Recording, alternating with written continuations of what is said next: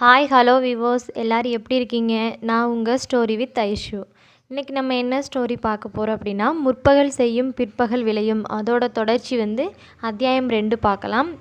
நம்ம சேனலை நீங்கள் இப்போ தான் ஃபஸ்ட் டைம் பார்க்குறீங்க அப்படின்னா மறக்காமல் சப்ஸ்கிரைப் பண்ணிடுங்க, லைக் பண்ணிடுங்க, அப்படியே ஸ்டோரி பிடிச்சிருந்தா கமெண்ட் பண்ணிடுங்க, அப்படி பக்கத்தில் இருக்க பெல் ஐக்கானையும் கிளிக் பண்ணிடுங்க. அப்போ தான் நான் போடுற எல்லா வீடியோவும் உங்களுக்கு நோட்டிஃபிகேஷனில் உடனே ஷோ ஆகும்.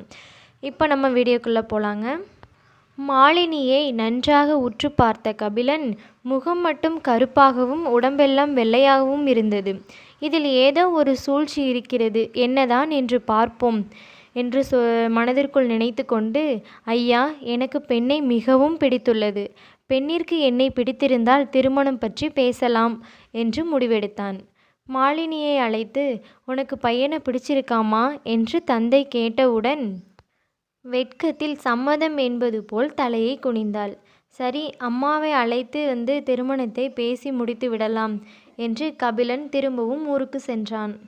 நடந்த அனைத்தையும் கூறி தன் அம்மாவிடம் சொல்லிவிட்டு அம்மாவையும் அழைத்து கொண்டு மீண்டும் மாலினியை பெண் பார்க்க வந்திருந்தான்.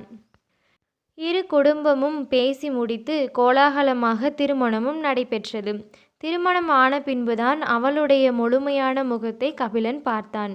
நிலா போன்ற முகம், வில் போன்ற புருவம், மீன் போன்ற கண்கள், ரோஜா பூவை போன்ற இதழ்கள், மெல்லிய இடை என்று பிரம்மன் அனைத்து அழகையும் இவள் மேல் படைத்துள்ளான் என்று தோன்றியது அவனுக்கு. கபிலனுக்கு ஒரே மகிழ்ச்சி.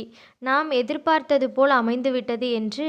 திருமணமும் முடிந்து 2 நாட்கள் கடந்த நிலையில் இருவரும் ஊருக்கு புறப்பட்டனர். இருவரையும் ஆரத்தி எடுத்து உள்ளே வரவழைத்தாள் லக்ஷ்மி அம்மா. அப்படியே ஓரிரு நாட்கள் கடந்த நிலையில் வயல்களில் வேலைகள் எல்லாம் அப்படியே கிடக்கிறது. திருமணம் முடிந்த கையோடு வயலுக்கு செல்லவே இல்லை. அதனால் நான் வயலுக்கு சென்று வேலை செய்கிறேன் என்று சொல்லிவிட்டு கிளம்பினான். வயலில் வேலை செய்யும் கணவனுக்கு சாப்பாட்டை கூடையில் அடுக்கி வைத்து கொண்டு, இதனை இடையில் எங்கும் இறக்கக்கூடாது, கபிலனிடம் மட்டுமே கூடையை கொண்டு போய் இறக்க வேண்டும். கபிலனிடம் கூடையை வைத்துவிட்டு, அதில் இருக்கும் வாளியில் உனக்கு சாப்பாடு இருக்கு, இதனை நீ அவன் முன்பு நீ சாப்பிடக்கூடாது, தனியே கொண்டு போய் சாப்பிட வேண்டும். அவன் தனியே சாப்பிட்டுக்குவான். இதுதான் இந்த ஊர் வழக்கம், புரியுதா மாலினி என்று சொல்லி அனுப்பி வைத்தாள் லக்ஷ்மி அம்மா. அவளும் கூடையை இடையில் எங்கும் இறக்காமல் கொண்டு போய் சேர்த்தாள்.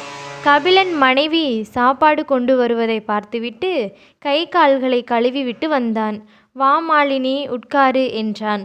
அவன் சாப்பிட ஆரம்பிக்கும் முன்னே அவனுக்கு பரிமாறாமல் வாளியை எடுத்து கொண்டு போய் தனியே சாப்பிட்டு முடித்துவிட்டு வந்தாள். அவன் முதலில் அதனை கண்டு கொள்ளவில்லை. ஒவ்வொரு நாளும் இப்படியே மாலினி நடந்து கொண்டாள்.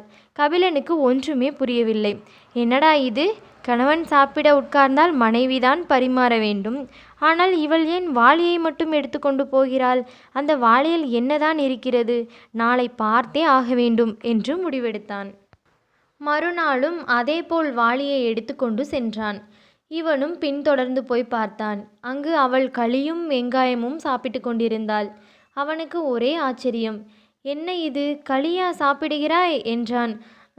என்னங்க, நீங்கள் இன்னும் சாப்பிடலையா? நான் சாப்பிட்றது இருக்கட்டும், நீங்கள் சாப்பிட்டீங்களா அப்படின்னு கேட்குறா மாலினி. நான் சாப்பிட்றதெல்லாம் இருக்கட்டும், நீ என்ன களியும் வெங்காயமும் சாப்பிட்டுக்கிட்டு இருக்க, தினமும் இதை தான் சாப்பிட்றியா அப்படின்னு கேட்டிருக்கான். ஆமாங்க, ஏங்க கேட்குறீங்க? இல்லை, நம்ம வீட்டில் நெல் சோறு தானே அம்மா சமைக்கிறாங்க, எனக்கு தெரியலைங்க.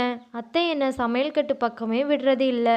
முன்னாடி சொன்ன மாதிரியே இப்படித்தான் நீ நடந்து கொள்ள வேண்டும் அப்படின்ற மாதிரி அவள் சொல்கிறா. அத்தை என்கிட்ட நிறைய விஷயம் சொல்லியிருக்காங்க. உங்களுக்கு சாப்பாடு போடும்போது நீங்கள் சாப்பிடும்போது நான் பக்கத்தில் இருக்கக்கூடாதுன்னு சொல்லியிருக்காங்க. எனக்கு தனியாக சாப்பாடு அத்தை கொடுத்து விட்டுருவாங்க, அதை நான் தனியாக போய் சாப்பிடணும் அப்படிங்கிற மாதிரி அவள் கபிலன்கிட்ட சொல்கிறா. என்னை மன்னித்து விடு மாலினி என்றான் கபிலன். எதுக்குங்க என் மன்னிப்பு கேட்குறீங்க அப்படின்னு மாலினி கேட்குறான்.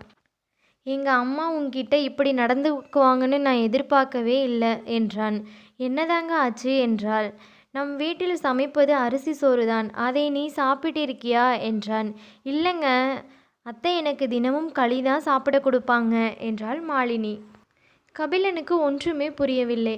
அம்மா ஏன் அப்படி செஞ்சாங்க?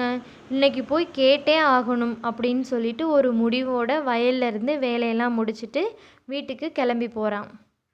கபிலன் வீட்டுக்கு போய் கேட்டதுக்கப்புறமா லக்ஷ்மி அம்மா என்ன பதில் சொல்லியிருப்பாங்கன்னு நீங்கள் நினைக்கிறீங்க? அதை அப்படியே கமெண்ட் பாக்ஸில் கமெண்ட் பண்ணிவிட்டு போங்க. நம்ம ஸ்டோரி உங்களுக்கு பிடிச்சிருந்துச்சின்னா மறக்காமல் சப்ஸ்கிரைப் பண்ணிடுங்க, லைக் பண்ணுங்கள். அப்படியே பக்கத்தில் இருக்க பெல் ஐக்கானையும் கிளிக் பண்ணிடுங்க. அப்போ தான் நான் போடுற எல்லா வீடியோ உங்களுக்கு நோட்டிஃபிகேஷனில் ஷோ ஆகும். மறக்காமல் அவங்க என்ன பதில் சொல்லியிருப்பாங்கன்னு உங்களால் கெஸ் பண்ண முடிஞ்சதுன்னா கீழே கமெண்ட் பாக்ஸில் சொல்லுங்கள்.